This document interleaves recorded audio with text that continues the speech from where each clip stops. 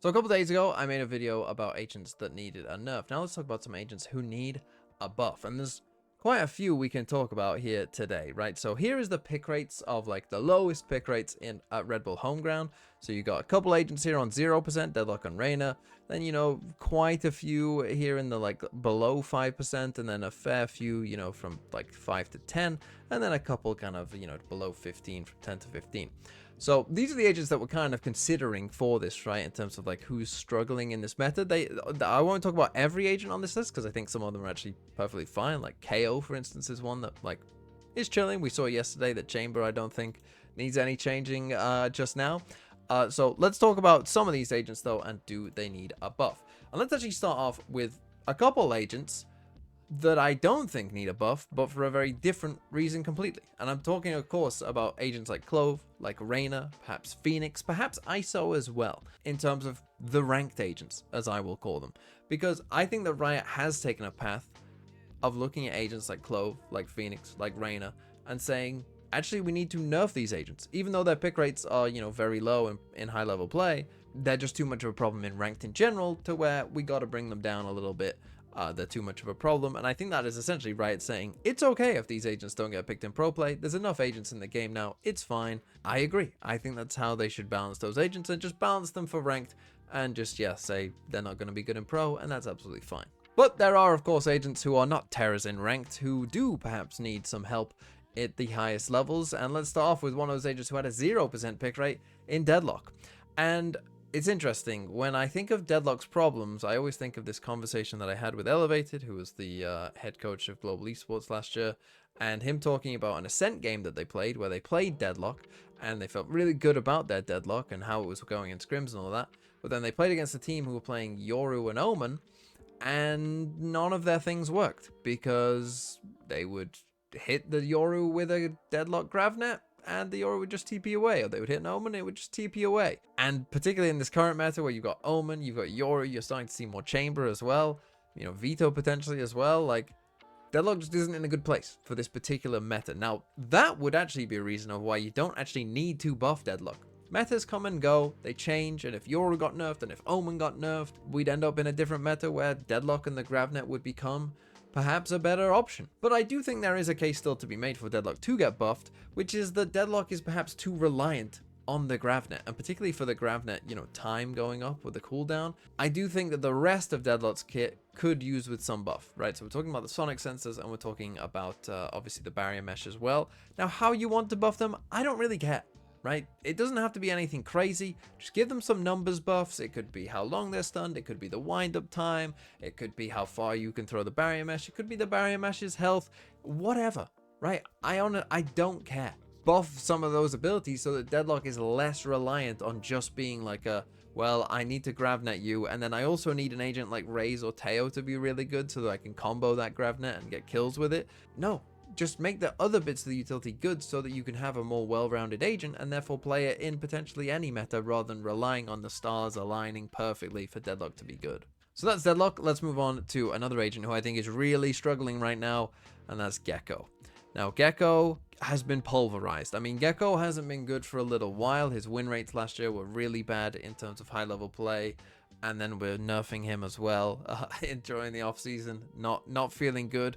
The problem that the devs have, though, when it comes to actually buffing Gekko is that they actually have to be really careful, right? Like, if you just go and buff, like, a Dizzy or a Wingman to just be, like, really strong abilities, you're in trouble, right? You'd create a problem very, very quickly, because even with a 20-second cooldown, like, if a Dizzy was a really good ability, compared to everyone else now, like, if you could throw 7 of a really good ability throughout a round, that'd be OP as hell in the current state of the game. So, they do have to be careful, and I actually think almost like don't change the actual Dizzy or Wingman whatsoever, like just leave their abilities as is. I would just come back and start kind of undoing some of the things that they decided to nerf Gekko already for kind of no reason, right? I'm talking about the all pickup time, also could we get 15 seconds instead of 20?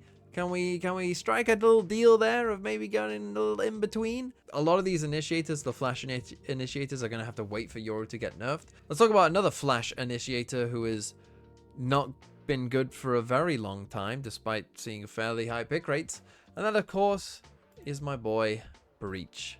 Now, there's a couple things I want to talk about with Breach. One, I still can't believe that he has a 9% pick rate. I think Breach is completely trash after the changes. He was already extremely bad, but now he's completely unplayable in my opinion. And honestly, I'm shocked that good teams like Fnatic and G2 are actually still playing Breach. I actually kind of can't believe that because I think he is that bad. Now, when you look at Breach's kit, his Aftershock is good. That is a good ability. That is really the reason at this point you pick Breach, because his stuns, we all know stuns are cosmetic. They're now even worse in terms of the time. They barely do anything. The flashes, which is kind of, I always think, been Breach's big problem, which is that when you look at Breach's kit, you go, oh, this is useful, this is useful, this is useful. But then you actually look at the flashes, and they aren't useful at a high level whatsoever, because almost everyone always turns every single Breach flash. And so those are the things that I think kind of need fixing. I think in stuns in general need a buff, because stuns already had the meme of like being cosmetic and not being that useful a lot of the time. So to me, if you're going to make the stuns not last as long, at least make the inaccuracy buff of someone shooting you while stunned higher. And for the flashes as well, obviously, I understand that Riot won't just want to like straight up buff the Breach flashes, because they don't want Breach to, Riot doesn't want you to be able to just flash around a quick corner with Breach and get the kill yourself, because that's not what the agent is really meant to do. But one way I think that they could fix that is basically saying, like a KO flash, where a KO flash has kind of a maximum time. I actually think that a Breach flash could have a similar sort of thing, where, for instance, if you Breach flash on a wall that's miles away from you, it pops very fast, right? It instant pops if you do kind of max range. Whereas if you flash on a wall that's really close to you, it takes a really long time to kind of flash. It's almost like a Breach flash has its own wind up, and it's just how far away from yourself you do it is how quick it's going to, then pop. That means that if you're a good Breach who can flash for their teammates, and you're going to get rewarded for that because those flashes are going to be harder to turn. Okay, now let's talk about one that you all know was going to be included in this video that recently got reworked, and that's Harbor. Now, what on earth they were doing with the Harbor rework, I have no idea. One of the instant problems that Harbor has is that he only has 3 bits of utility. I mean, this should have been obvious when they were doing the rework anyway, that was going to be some gigantic problem. But to me, that was very obvious. Like, you only have 3 bits of utility, that's a problem. There's no way any controller is ever going to get played with only 3 bits of utility. So our first question is, we need a second bit of utility. Which one should we pick? And the problem is, if you pick 2 walls, again, you always have to think, like, what's the most extreme way you could take this, right? If you pick 2 walls, 2 harbors playing against each other, and you've just got like 4 walls that have been sent out straight away, one after the other, and it's just a mess, like, no one wants to play that, so it can't really be the wall.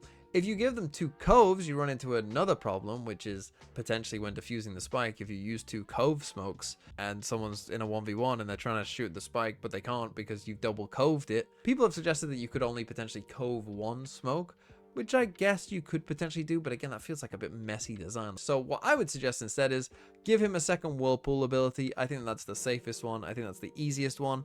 And what I would do with that is say, remove the line of sight on it, and then probably what you also need to do is swap the cove and the high tide and have that be the refreshable utility, because then he might actually, be worth playing. Okay, those are the 4 that I think, like, I would definitely give a buff to. When taking a look at some of the others down here, right, we can kind of go through them.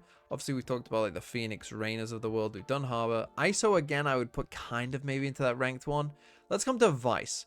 Right, and Vice, not a very high pick rate right now. I actually think that this is perhaps okay for the time being. I want to see what Vice's pick rate would be if Lotus was in the map pool, because I do think that was probably Vice's best map. I'm looking at the current Sentinel crop. You might play someone like Vito or Chamber on that map, but I still think Vice would be the pick out of the others. Vice still might have a place in the game, but if not, I mean, buffing Vice wouldn't be that hard, to be honest. It would actually be pretty easy. You could probably just give the info back on the flash and you'd be right there again, to be honest, and Vice would be a decent pick. So yeah, I don't think that Vice, I wouldn't change it right now, but if you wanted to, it's very easy to just undo some of the nerfs that Vice got, and Vice would be fine again. Jet is another one where Jet's pick rate isn't that high, probably won't be that high for the foreseeable, I think, unless Icebox is in the pool or something. Again, you're kind of running into that ranked thing. Do you really want to like buff Jet? And it might become a bit of a ranked problem as well, so I'm kind of fine with where Jet is right now as well. Brim, I think, is fine, just map pool dependent, but is good on the maps that Brim is good at. Teo's fine, KO's fine. Vito. Let's come to Vito, because Vito, despite having an 11% pick rate, I actually think a lot of the Vitos I've seen have been quite bad. Now, the Vito level obviously will continue to get better and better and better as we see more and more and more Vito and people get more comfortable with the agent, but they could do with they could do what they did with Vice last year, right? Which is the Vice was also fine, but wasn't seeing a lot of value early on, so they decided to buff Vice. They could do the same for Vito. Now, his pick rate is probably high enough to where I don't think that they will, but if they wanted to, they could. And again, there's many, it wouldn't need to be a big buff, right? It would just need to be like a slight numbers tweak to make some of, probably his TP a little bit faster or whatever, right? And he'd probably be very good. So not too big of a concern there. Cypher as well, I'm kind of fine with Cypher not being like super meta present. It's still seeing some pick rates, probably still will see some pick rate overall. And then moving on from there, I think we're mostly okay. So for me, there's kind of like 4 definite ones, and then maybe some that you could also throw in there if you wanted to give them a buff, and I wouldn't really have too much of a problem with it. But I think that's where I would be right now. Let me know what you think in the comments down below. I know, again, all of you will definitely disagree with pretty much everything I've ever said, so that's absolutely fine. Again, to me, what's important is that we kind of identify the right agents to buff. I know that you'll all agree with me, though, on Harbor.